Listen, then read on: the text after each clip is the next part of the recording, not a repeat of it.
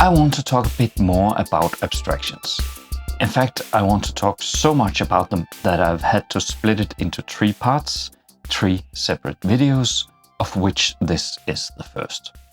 You will have to watch all 3 in order to get the full story, but I also want you to take breaks in between, breaks that are long enough for you to digest all the information in each part, but not so long that you start forgetting, because everything is connected. Of course, you can take as many or as few breaks as you like, watch 1 chapter a day or binge it all in one sitting. That's the beauty of this medium. Anyways, in my first video on abstractions, I talked about the word abstract, abstract art in classical art as well as in comics, abstractions in language, where I introduced you to Hayakawa's Ladder of Abstraction with Bessie the cow.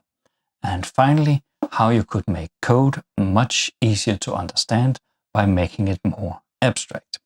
With a bit of help from the intermediate programmer and through one of the rare visits from our senior programmer, I understood what was actually going on in this asteroids game and was able to reorganize it into better named functions and variables, making it easier for everyone to understand.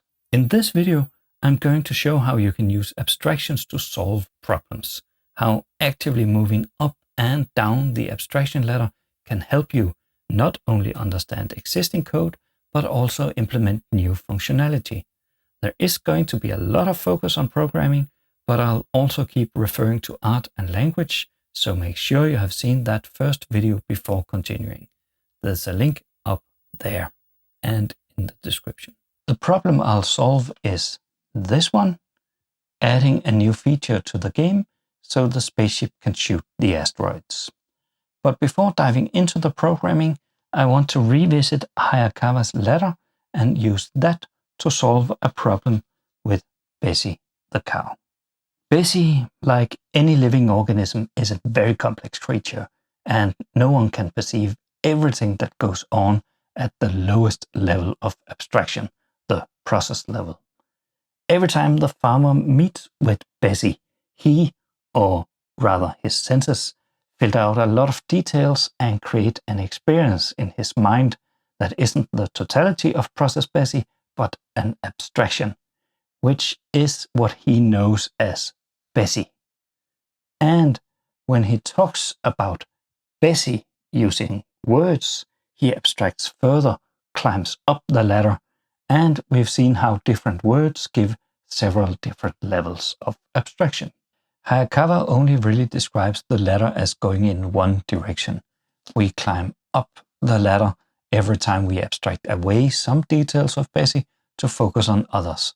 But I want to illustrate how climbing up and down can help us solve problems. So this is my own little example.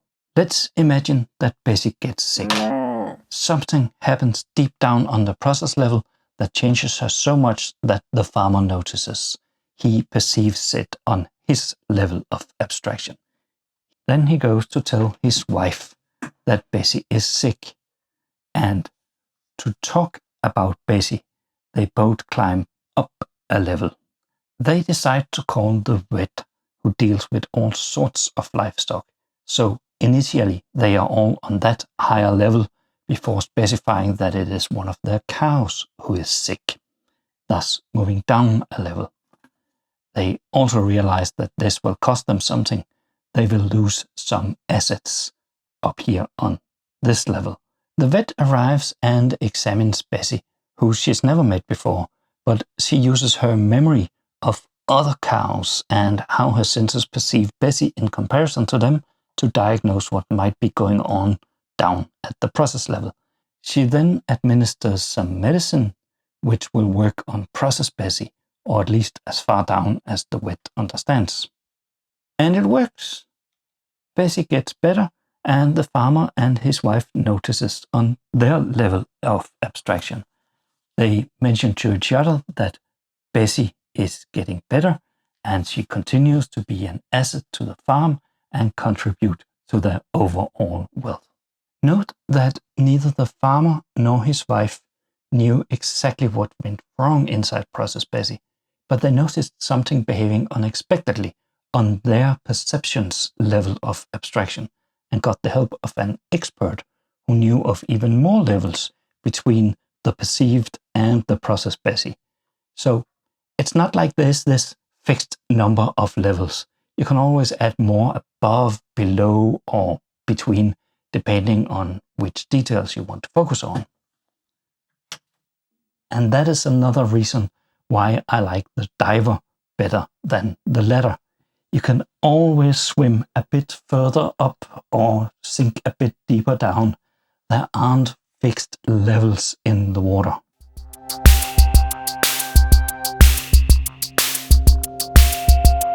When we talk about problem solving in relation to programming, we don't mean fixing the problems that are in our code. That is called debugging. No, we mean writing programs to solve problems that exists in the real world. And I illustrate that with this diver. That is us, the programmer, who can move up and down between the surface and the bottom. The surface is the real world, the only part that is also visible to non-divers, non-programmers.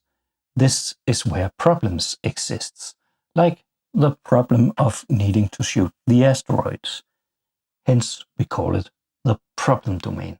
The water is the code we write to solve that problem, so we call it the solution domain. It is hidden below the surface and only accessible to us divers or programmers. We can swim around in it, dive all the way from the surface to the bottom.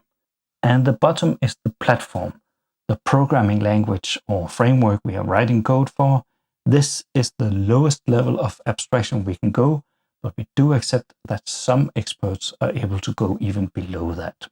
When we are close to the surface, the code mimics the world above. Objects and functions have names like they would in the real world. Asteroids, spaceships, and is colliding are all concepts that even the non-programmers above the surface can understand. But as we dive deeper, entering those functions, the abstractions become less like the real world and more code-like. Is colliding is now a calculation of whether the distance between two objects are less than their combined size. And when we dive even deeper, we learn that the distance is calculated using Pythagoras. And going still deeper, we see that that calculation is performed by some square root and power operations of a math library. And now we are reaching the bottom. It is no longer our code, but part of the platform, the programming language. So when we get a new task, when we are asked to make the program do something, we are presented with a problem that is expressed on a level of abstraction just above the surface. It uses terms from the world outside of the program rather than describing the code we have to write. Kind of like constructivist art inspires us to do some changes to the world without specifying exactly what or how. The problem description is on a much higher level of abstraction than the actual work required. Not exact instructions to follow, but an inspiration that can have many different concrete implementations. So our jobs as programmers is to interpret this abstract problem, dive into the solution domain and write the code that will solve it. We start just below the surface using the same abstract terms as in the problem domain, like shots and asteroids, and then gradually dive deeper and deeper, becoming less and less abstract until we have solved the problem. So let's try it. Let's implement this new feature and make it possible to shoot the asteroids.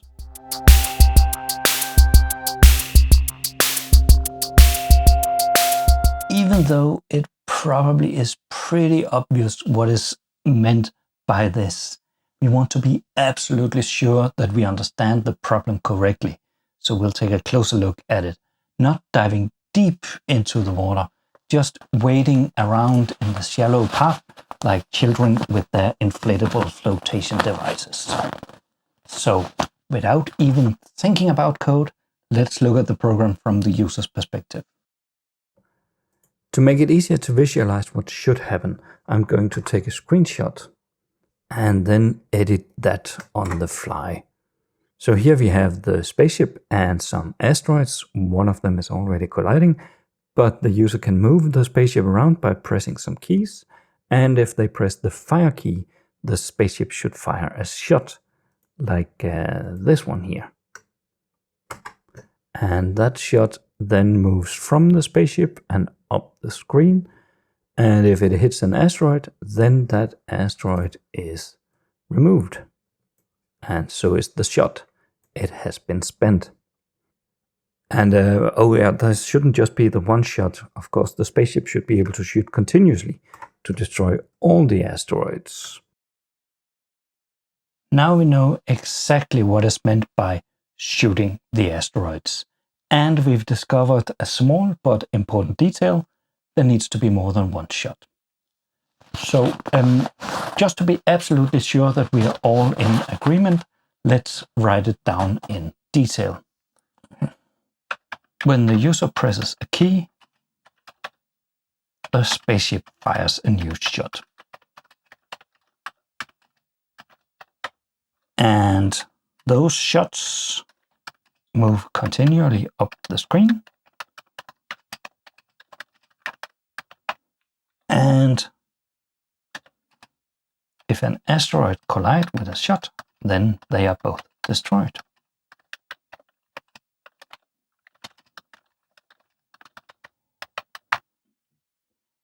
You're probably impatiently saying, or maybe even shouting, yeah, that is kind of what being able to shoot the asteroids mean. Because you're thinking like a programmer, and subconsciously you're already interpreting the abstract problem into something more concrete that can be solved by a program.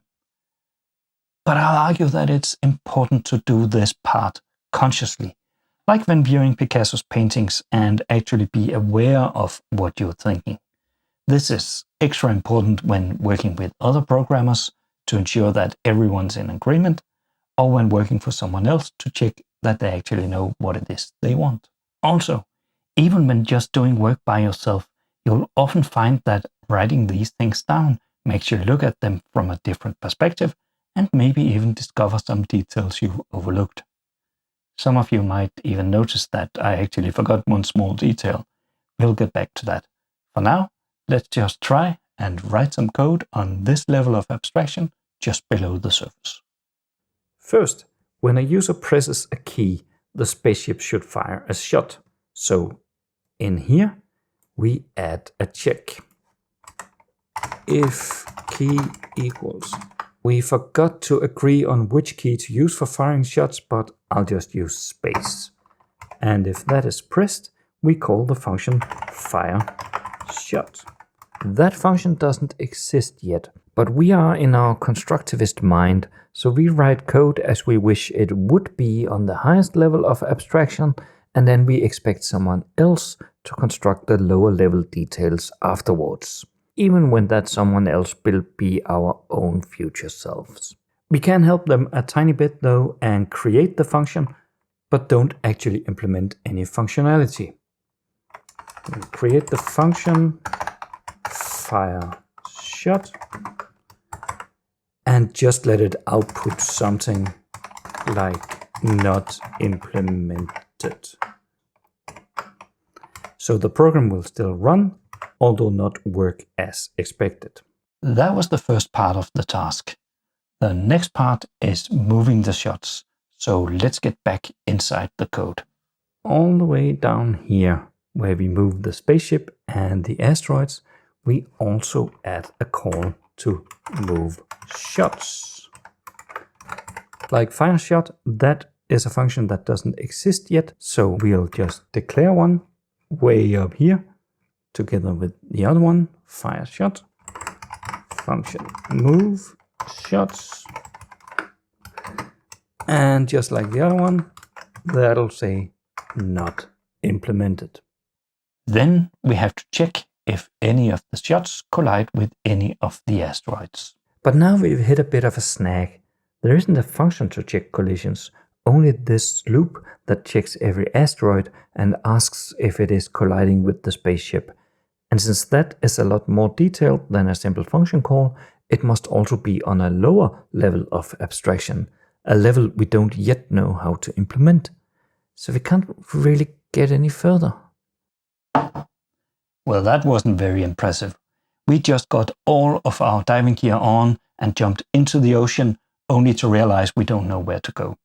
So now we sit here at the edge of the water, watching the reflections of sunlight glimmering on the surface between the waves, wondering if we should give up on diving and go back to our flotation devices. And then it hits us. If the surface we look at is the problem domain, and the water we dive into the solution domain, then what's all this up here above the surface?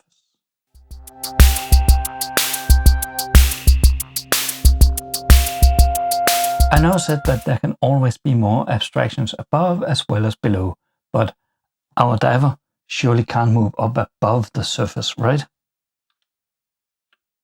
Well, what do you know? That kind of doesn't make sense now, does it? I mean, it does make sense to abstract further up when trying to solve problems. That is what the wet did when she examined Bessie. She abstracted her to a cow, ignored all of the details that made her Bessie, all of her Bessiness, so to speak, and focused only on her cowness. And it helped her compare Bessie to other cows. And you kind of did the same. When I first talked about Bessie, you had no idea what I meant by the word Bessie until I told you that Bessie was a cow.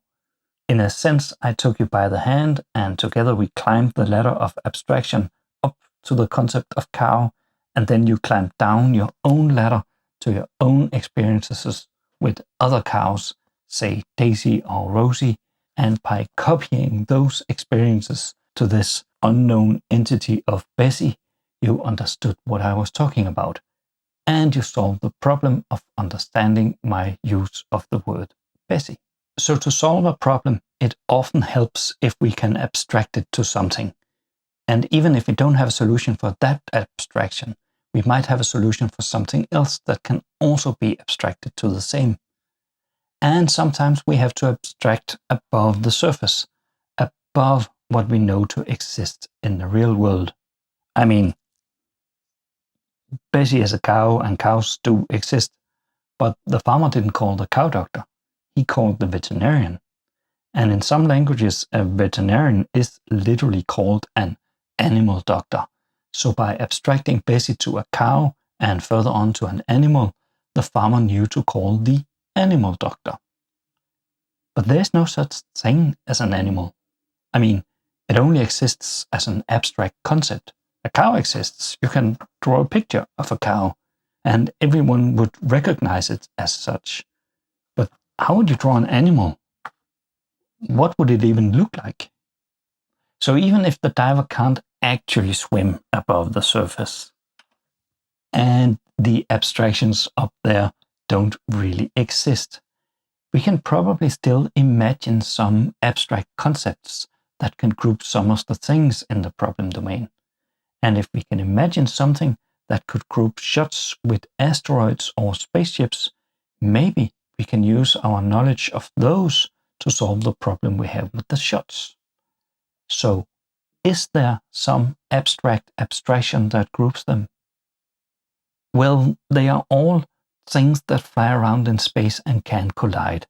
Quite the abstract concept, so abstract that there doesn't even seem to be a name for it. Certainly way above the surface up here in the clouds.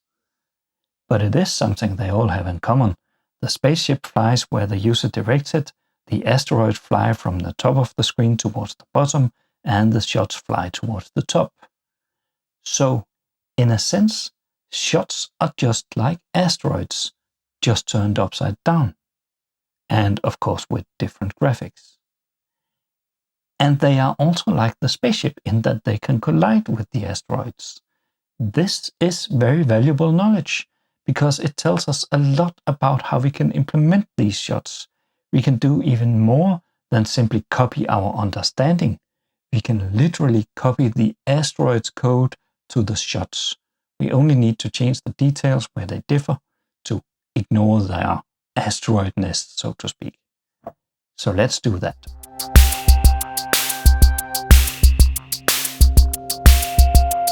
As usual, I want to write down my plan before jumping into the code, mostly to make sure we can all see what I'm thinking, including myself. So, we've just created two new functions that need implementing: fire shot and move shots. And we know that we also need some code to check for collisions between shots and asteroids. In the last video, I worked on the collision between the spaceship and asteroids. And in the extended companion video, I added the two functions create asteroids and move asteroids. I guess we can copy move asteroids directly to move shots. And the code for checking collisions between spaceship and asteroids can probably also be copied and changed to shots and asteroids. But is create really the same as fire? Let's look at it again from the user's perspective. When they fire a shot, the new shot appears at the spaceship's position before moving up the screen. So yeah, fire shot should create a new shot. They basically mean the same, so that can also be copied directly. Now we can jump into the actual code. We notice on this high level of abstraction that it is called create asteroids with an S, meaning that it creates more than one asteroid. That is not what we want for shots. We only want to create a single shot. So before copying the entire function, we dive into it. There's this loop that repeats 10 times. So without even looking at the code inside the loop, I'm just going to assume that it creates a single asteroid. I'll just pretend that I can't see this as anything else but a big blob, and that is what we copy to fire shot. If we run the code as it is now, meaning if we swim up to the surface and take a look at the game, we can see that when I fire a shot, it just creates more asteroids, which is to be expected. So that's actually a good thing. So we can swim down again and deeper inside the function. We don't need to understand all the details, just enough to change it from asteroids to shots. For instance, here it says asteroid, so let's just change that to shot. And down here, it pushes an object to a list of asteroids. Okay, so we need a list of shots instead. So let's just copy the entire list of asteroids to up here and make a list of shots. And then remember to push to that list. And this obj here, that must be a shot. So let's just rename it to shot. Let's check if that was enough. Well, there's a new shot appearing up here in the corner. It should really appear at the position of the spaceship. But we haven't written anything to say that. So let's dive back into the function, take a closer look at this shot object. It has a bunch of single letter properties, x, y, w, h, and s. X and y are probably the x and y coordinates. And since the shot should appear at the position of the spaceship, let's just try to put spaceship.x and spaceship.y to see if that does any change. No, nothing. It feels like it should work. But the fact that there was no change at all makes me think the problem isn't here. So we leave the function as is, swim out of it and towards the next one, move shots. And this time, both function names are plural, asteroids and shots. So I'll just blindly copy the entirety of move asteroids into move shots.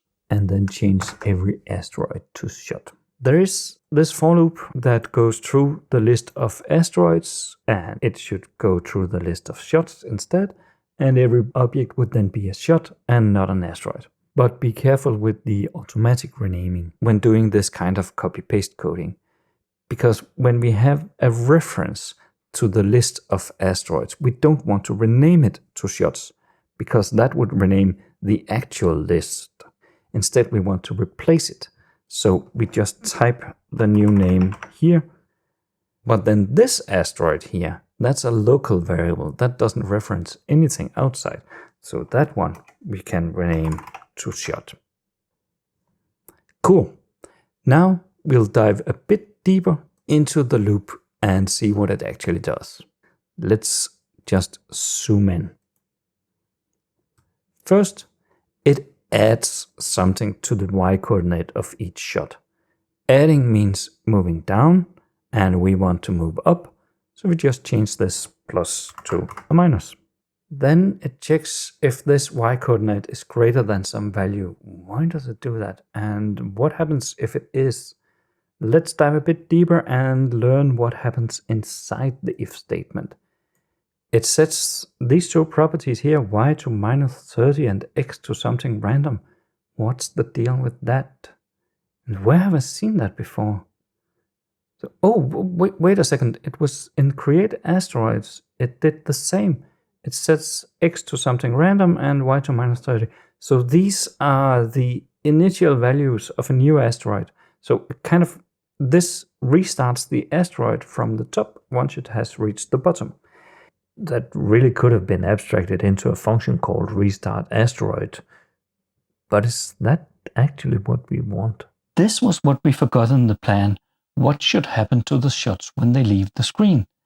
But I don't think it makes sense that they restart. They should really just disappear, be removed, and no longer exist. And since the shots don't reach the bottom of the screen but the top, I'll change this if to check if y is less than 0. And if it is, we don't call restart asteroid, but remove shot with that shot. That function doesn't exist yet, and we don't know how to implement it, so we'll just create another one of these not implemented functions. Remove shot with the shot, and just console on not implemented. At some point, we do need to swim deeper into that function, but first let's go to the surface and check out the result.